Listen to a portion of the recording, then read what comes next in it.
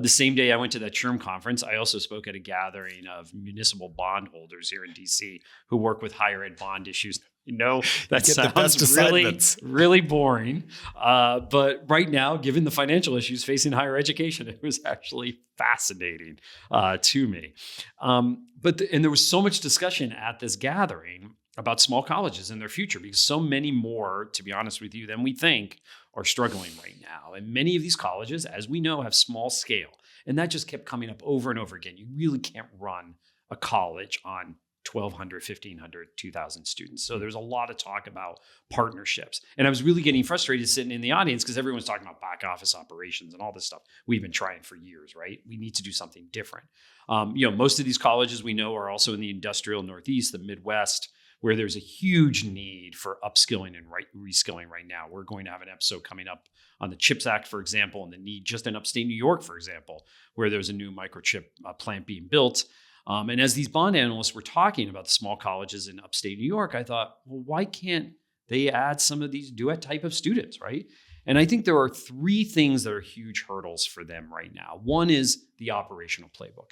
Many of these colleges don't really have a full senior staff in place. In fact, at this conference, many were talking about interim this and interim that. Interim CFOs are all over the place. So they can barely operate, to be honest, with what they have, let alone take on something new. So someone needs to create an operational playbook for them.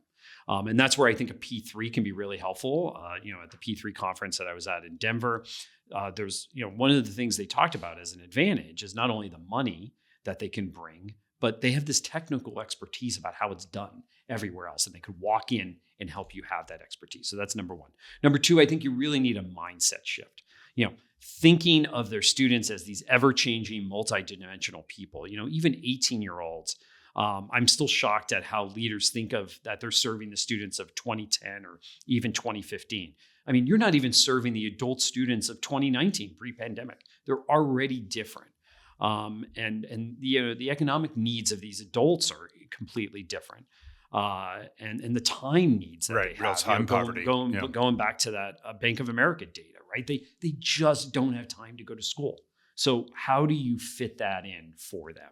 And then three, doing this on some sort of scale with multi-campuses. So I wish a philanthropy would take this on, take a group of publics and privates, say, let's do it in central PA, upstate New York, middle of Michigan, Wisconsin, take a state, take a group of 500 adults in that area, let's try it for a year, report back, and then scale it up. Because at some point, somebody just needs to do something.